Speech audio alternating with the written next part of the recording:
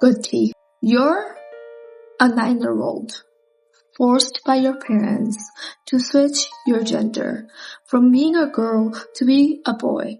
Your hair is all chopped off until it pleases your parents. It's only done to survive.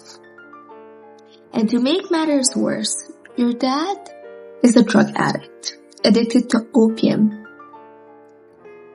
And he's filled with rage, day in and day out. He makes your mother's life horrible. He makes your life really hard. And he makes your sister's lives really hard. So out of survival, your mom decides to turn you into a boy just so you can bring groceries home. Just so you can have what's left of your childhood in getting somewhat of an education. There's another story of your great-great-grandmother that was disfigured in childhood. Her face half burned. Hi guys, okay, so now that we got that out the way, we are talking about the best book to ever exist, The Pearl That Broke Its Shell. It covers so many topics that need to be covered. If you're wondering how Shakiba looks like and how everyone else looks like, fear not, because I had the same worry, and I'd love to show you guys. I'm gonna put up an image here and another image here, so you guys can understand how Shakiba looks like in my head, and how Rahima looks like in my head, and how all the sisters look in my head. Okay. Now, let's go back to the story, shall we? The last we left off was at chapter 6, Shakiba's story. Where is he? What did you do with him? He is with my mother. He is with my brother and my sister. They are all together, waiting for me. Baba Shuggle fumed at Shakiba's detachment. As she suspected, her son had been buried without her knowledge. Her eyes welled with rage. Waiting for you, eh? Maybe God will see fit that your time comes soon. She hissed. If only, Shakiba thought. Sarmita, come and get this girl. She's to help you with the other chores around the house. It is time for her to start earning her stay here. Shut the fuck up, Baba Shuggle. Anyway, sorry, just had to say that. She has caused this family enough grief, and she needs to start making up for it. Sarmina was married to Shakiba's oldest uncle. He had the strength of a mule, and the face of one too. Shakiba guessed she was the one who had scrubbed her skin raw. Sarmina walked into the room, wiping her hands on a rag. So finally we can stop waiting on this girl hand and foot. About time. God has no use for the lazy. Get up and get into kitchen. You can start peeling the potatoes. There's so much to be done. This was the beginning of a new phase in Shakiba's life.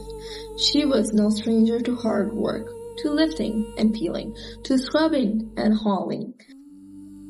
She was assigned the least desirable chores in the house and accepted them without argument. Baba Shuggle wanted her to pay for her father's death. She made this clear every day, sometimes calling out his name and clucking her tongue. She would even wail and lament the tragedy of his death. He was taken too young. How could he have left his mother to grieve him? How could such a thing happen to our family? Have we not prayed enough? Have we not followed God's word? Oh my dear son, how could this have happened to you?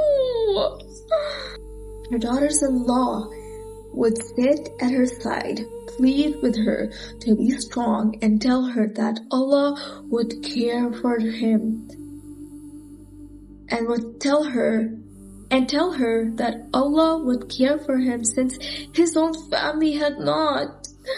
They would fan her and warn her that she would make herself ill with all this grief. But Boboshagul's sobbing came without tears and turned off just as easily as it turned on. Shakiba continued with the task of brushing the rag. She did not bother to look up. "What happened to you? We heard they call you Shola Face. Did you put Shola on your face?" Her cousins asked the same question over and over again. Shakiba ignored them for the most part. Sometimes people answered for her. She did not listen to her mother, and that's what happened to her. "Did you understand what I said? So you better pay attention to what I say, or your face will turn just as hideous as hers." Shakiba became a very useful instrument for discipline in the house. "Look at what you've done. Clean this up, or you will be sleeping with Shakiba tonight." There was no end. God has punished Shakiba. This is why she has no mother or father. And now go wash your prayers, or else God will do the same to you. Rahima. Father John kept me at home for a couple of weeks, wanting me to get used to the idea of being a boy before she let me test the waters outside of our home. She corrected my sisters when they called me Rahima, and they did the same with my younger cousin who had never seen before a bacha posh. Ran into their houses to report the news to their mothers, who smirked. Each had given her husband at least 2 sons to carry on the family name. They didn't need to make any of their daughters a bacha posh. But Mother John ignored their looks and went about her chores. Bibi John hated that anyone in her family was forced to resort to the bacha posh tradition. "We need a son in the house, Khala John." "Would be better if you could have just have one, as the others did." Mother John bit her tongue for the 1000th time. Father John barely seemed to notice a change. He had been gone for a couple of days and came home exhausted. He sat in the living room and opened an envelope of small pellets. He squeezed them between his fingers and sprinkled the mix into a cigarette casing. He lit one end and sucked on it deeply. Thick, sweet smoke twisted around his face and wrapped around his head. My sisters and I came in from outside to find him sitting there. We stopped shortly, said hello, our head bowed. He looked at us and inhaled deeply. He squinted through the smoke as he noticed that something was different about his 3 daughters. "So she's done it, then." And that was all he said about that matter. Khala Shaima was the reassuring voice that Mother John needed to hear. "Raisa, what else are you going to do? Your husband is delirious half of the times and of no use to you. You can't send the girls to school or even to the market because you're afraid of what will happen. Your in-laws are too busy talking about each other to help you out. This is your only option. Besides, it'll be better for her, you'll see. What can a girl do in this world anyway? Rahim will appreciate what you've done for him. But my in-laws, forget them.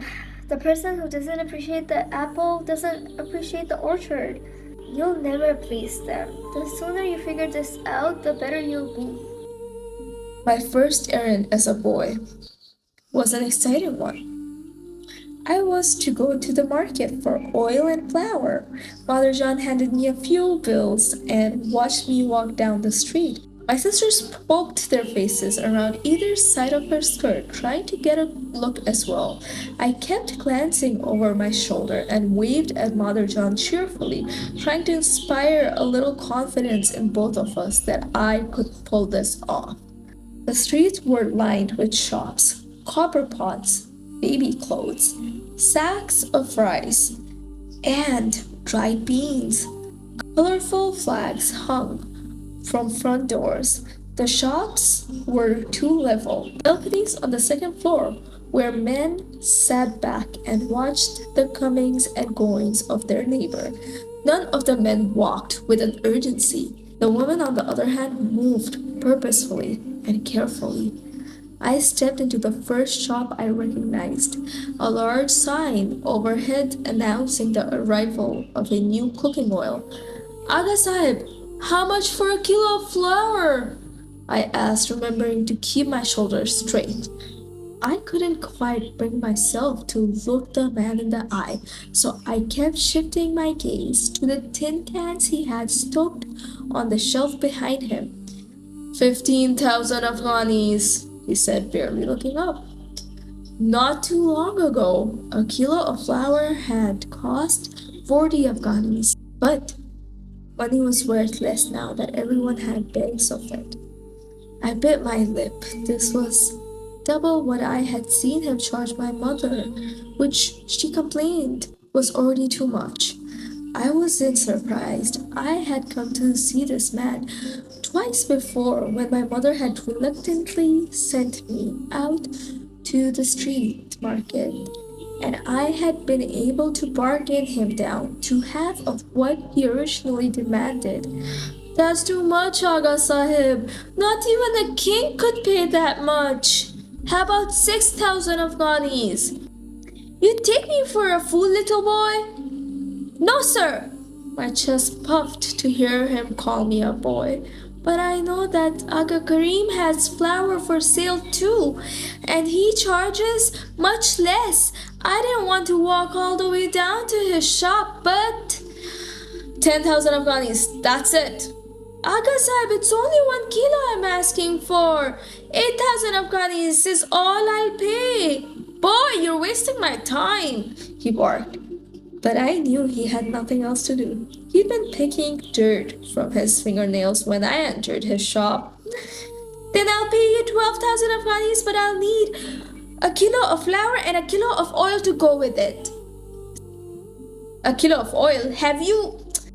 I'm no fool, Aga Sahib, I said, and forced myself to look him in the eye, as a boy should. He stopped short, and his mouth tightened. His eyes narrowed, and he took a good look at me. I felt myself shrink under his stare. Maybe I'd gone too far. Suddenly, he let out a guffaw. You're a little smartass, aren't you? He said with a smirk. Whose son are you anyway? My shoulders relaxed. He saw the bacha posh, but it was just as Madhujan had promised.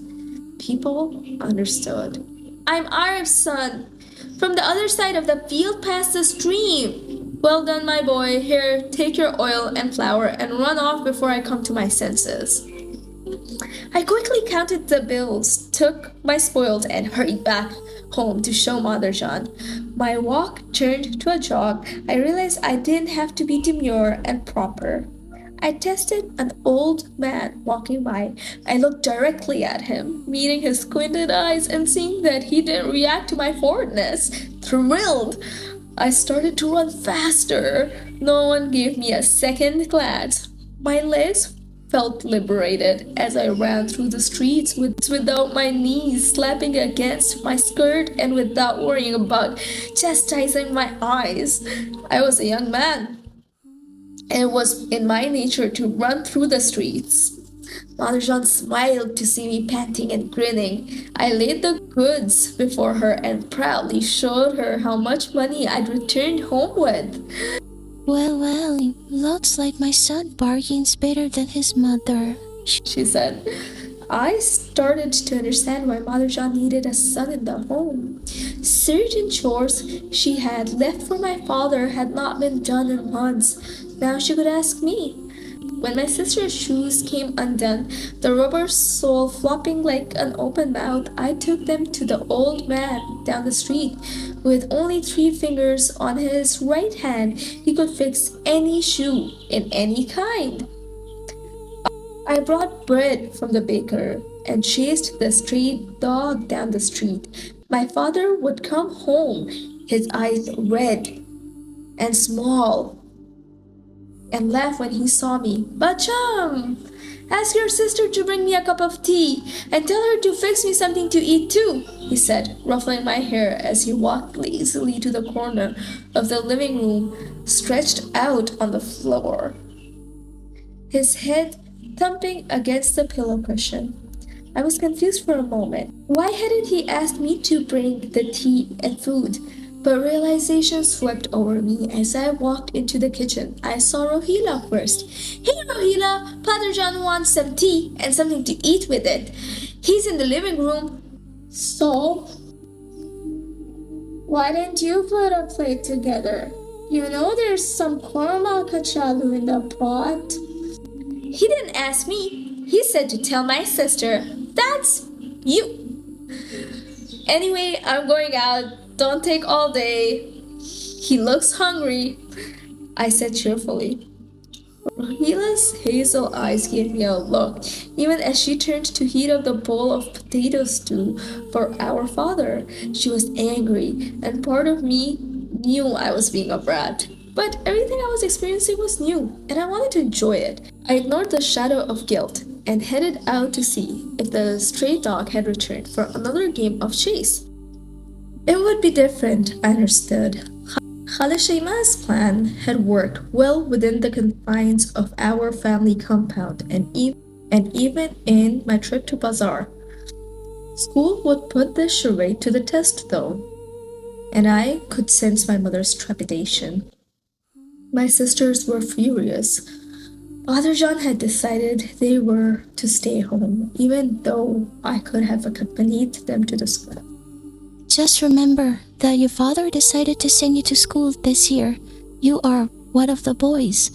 And mind what the teacher tells you. It would be different, I understood. Khala Shaima's plan had worked well within the confines of our family compound and even in my trip to the bazaar. Munir and I walked to school together. He wasn't the brightest of my cousins, and I rarely saw him since his mother kept her children away from the rest of us. That worked in my favor. He needed to be told only once that I was his cousin Rahim, and always had been. In his mind, there never had been a Rahima. I breathed a sigh of relief that I didn't have to worry about his giving me away. Salam Muallim Sahib, I said when we arrived. The teacher grunted a reply, nodding as each student walked in. I wiped my moist palms on my pants. I felt the teacher's curious eye and followed the back of my head, but it could have been my imagination. I scanned the room and stayed close behind Munir, noting that none of the boys seemed fazed by me. I kept my head bowed, made our way to the back of the classroom, where Munir and I shared a long bench with 3 other boys. One boy was especially eager to show how much he knew about the teacher. Muallim Sahib is very strict. Last year he gave 4 boys bad marks because their fingernails weren't clean. Oh yeah? His friend whispered. Then you better keep your finger out of your nose. Boys, sit up straight and pay attention, the teacher said. He was a rotund man, his shiny bald head rimmed with salt and pepper hair. His neatly groomed mustache matched his sparse hair. You'll begin by writing your names. Then we'll see what, if anything, you learned in your last class. I quickly realized that male teachers were just as strict as the women.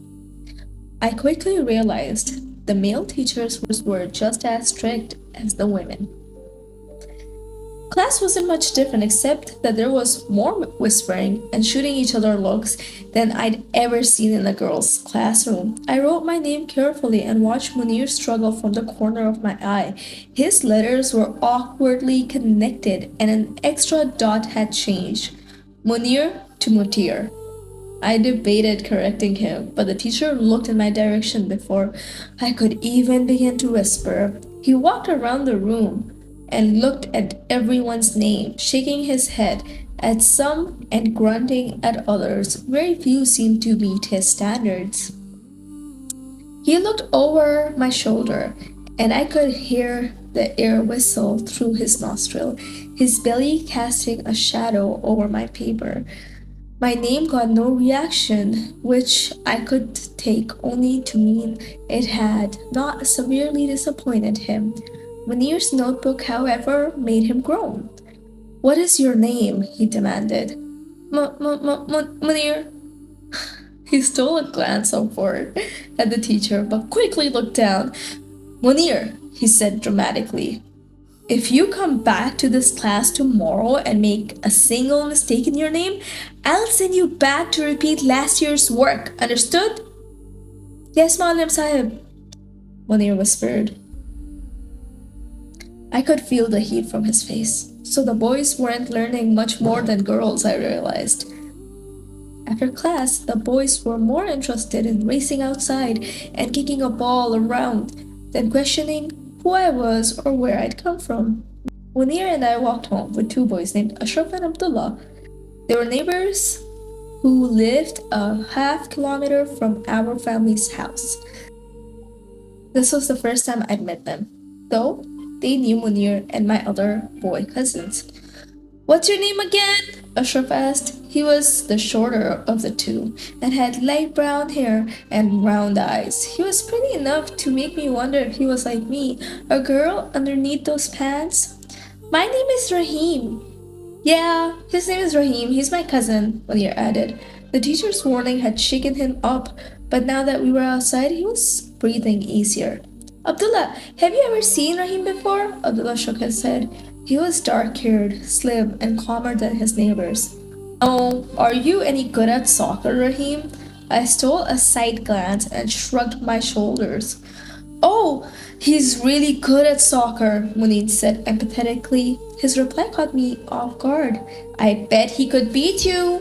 I looked at Munir, wondering if he was trying to set me up. "Oh yeah?" Abdullah grinned. "Well, he doesn't have to beat me, but it would help if he could beat Said Jawad and his friends. They're probably over in the street playing if you want to join them." "Yeah, let's do it!" Munir picked up his pace and headed down the street that led to the makeshift field from our house. The field was actually an unused side street, too narrow for a car. The boys were accustomed to meeting there for pickup games. "Munir, don't you think we should—" "Come on, Rahim, just for a little while. It'll be fun," Abdullah said, giving my shoulder a light shove. I suppose I could have been worse. The only thing I knew how to do was run. Luckily, I did that well enough that boys didn't notice that my foot never made contact with the ball or that I never shouted for the ball to be passed to me. I ran up and down the street, my shoulders scraping the clay wall of the alley. I kept expecting my mother or father to appear and drag me back home angrily. I liked feeling the breeze on my face. I liked feeling my legs stretch, trying to catch the others, trying to race ahead of them.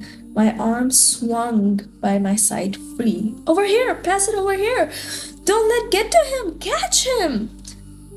I neared the ball. There were 6 feet kicking at it, trying to knock it back in their direction.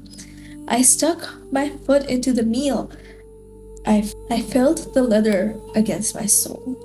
I kicked at it, sending it flying in Abdullah's direction. He stopped the ball with his heel and nudged it toward the opposite goal. He was running. I felt a thrill as I chased after him. I liked being part of the team. I liked the dust kicking up under my feet. I liked being a boy.